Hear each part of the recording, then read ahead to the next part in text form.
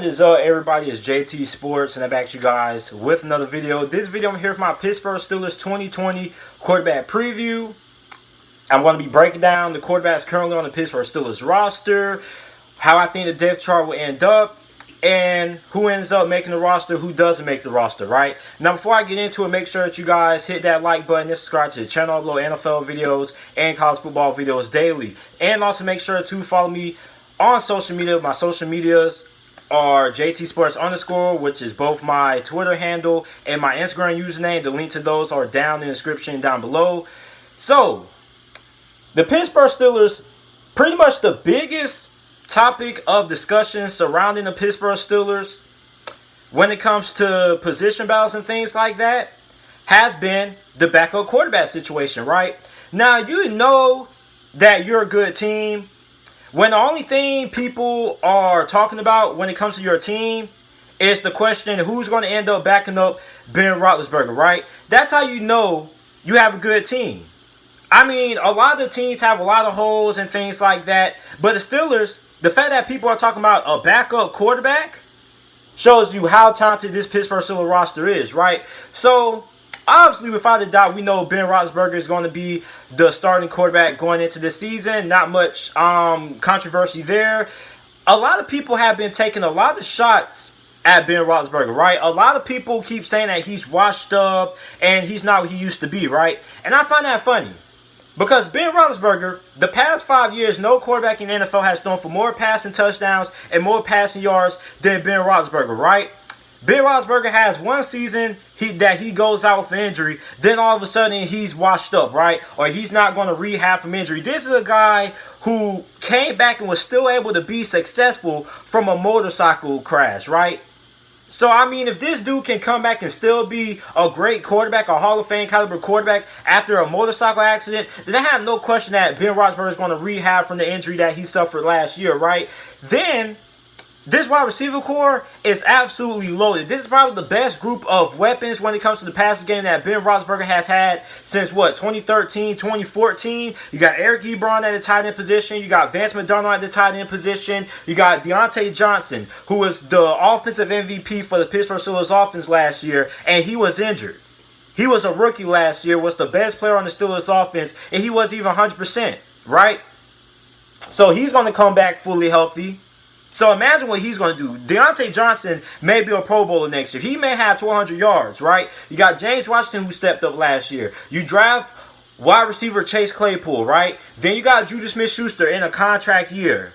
So, I mean, this is a Pittsburgh Steelers wide receiving core that is absolutely loaded with talent. So, I mean, Big Ben has all the weapons at his disposal.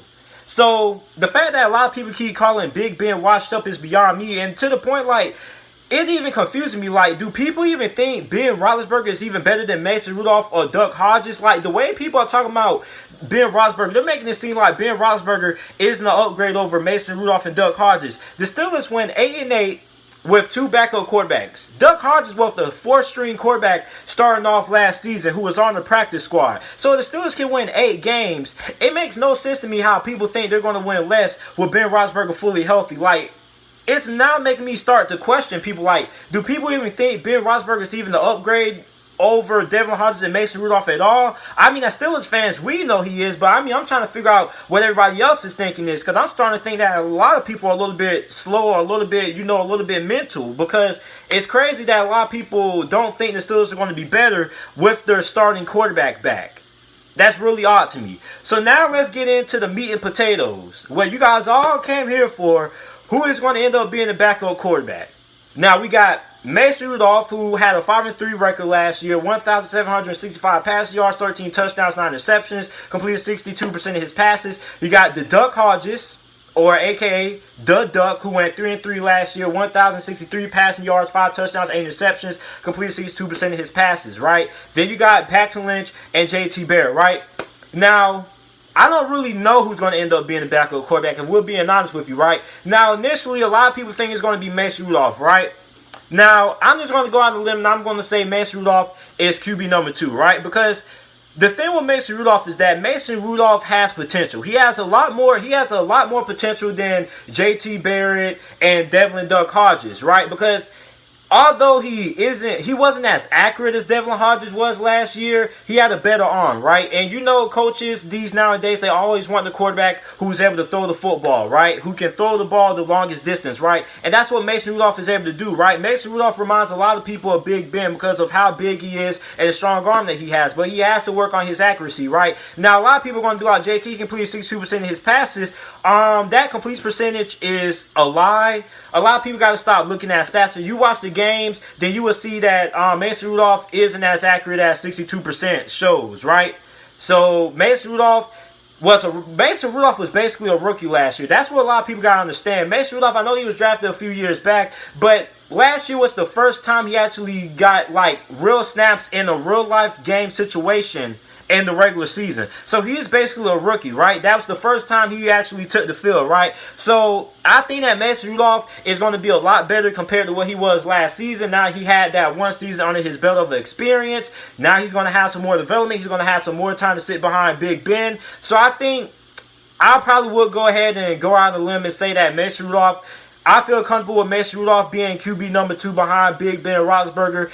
And the crazy thing is that Mason Rudolph is better than Landry Jones. Like, a lot of people will talk about how bad Mason Rudolph and Devlin Hodges were. Landry Jones was absolutely terrible. Like, I hated watching Landry Jones play. Landry Jones had one of the best teams in the NFL, best receiving core, best halfback position, best offensive line, and couldn't do jack squat, right? So, I mean, I've seen worse out of the Pittsburgh Steelers backup quarterback situation. So, if I would choose Mason Rudolph over Landry Jones, a lot of you Steelers fans probably remember Landry Jones. Landry Jones was awful. God awful. So now we got Devlin Hodges, right? Now I want to tell a lot of you guys to cut Devlin Hodges a break, right? A lot of people keep saying like, "Oh, JT, I'm tired of Devlin Hodges, man. I had enough of Devlin Hodges, man." And I can understand that, right? Because the first few games he started, you know, he came out hot. Then later on this season against Buffalo, he folded down the stretch, right? He kind of like his play deteriorated down the stretch, right?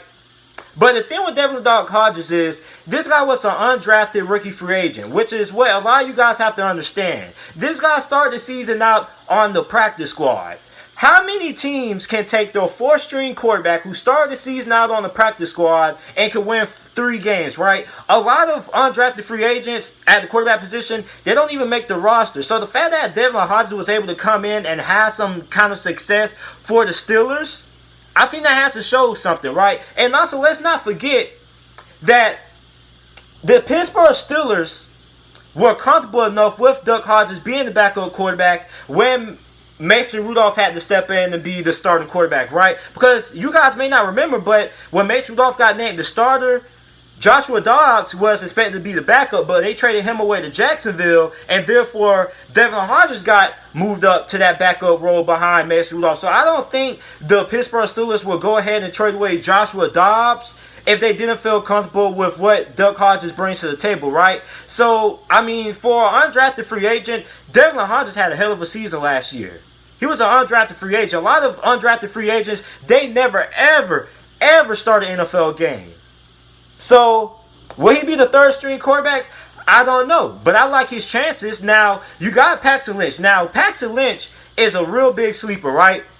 Paxton Lynch could surprise a lot of people. He could, you know, take that 3rd-string quarterback spot from Devlin Hodges, and he could take that backup quarterback spot from Mason Rudolph. Because last season, when Paxton Lynch was in that quarterback battle on Seattle in the preseason with Geno Smith, those two guys were throwing some blows at each other because those two guys were absolutely very solid in the preseason. So what Paxton Lynch did in the preseason for Seattle, I was really impressed, right? Now, will he be the franchise quarterback of the future for the Pittsburgh Steelers? No. But you could make the argument to say that Paxton Lynch could start over Mason Rudolph and he could, you know, dethrone Devlin Hodges. Because Mason Rudolph, you know, he's not all that. He still has some room to grow, but Paxton Lynch is pretty young as well. And you look at Paxton Lynch, him and Mason Rudolph are kind of similar. They both have strong arms. The biggest knock on them is their accuracy, right? So, I mean, when you look at Paxton Lynch, don't sleep on Paxton Lynch when it comes to this quarterback competition, because Paxton Lynch, not only can he take that number 3 quarterback spot from Duck Hodges, but he also could potentially dethrone Mason Rudolph for that backup quarterback spot. So don't sleep on Paxton Lynch, because Paxton Lynch was really impressive last year in the preseason for Seattle, right? The last quarterback we have JT Barrett. Now, I already made a video about JT Barrett. A lot of people, when we signed JT Barrett to the practice squad, like near end of the season, around week 16, a lot of people asking JT, do you think JT Barrett will be the franchise quarterback of the future for Pittsburgh? Now, ideally, I say no, right? JT Barrett has a lot of things he has to work on. In the preseason games that he had versus Seattle and New Orleans, he wasn't all that impressive. So here is my final prediction on how the quarterback depth chart will go. Big Ben QB number 1. I think Mason Rudolph ends up being QB number 2. And I think Paxton Lynch ends up being QB number 3. Devlin Hodges, he goes back on the practice squad. And JT Barrett, he doesn't even make the roster at all. So this is it for my Pittsburgh Steelers 2020 quarterback preview. Let me know what you guys think about it down in the comment section down below. Make sure you like the video and subscribe to the channel for more NFL videos and college football videos. And thanks for watching.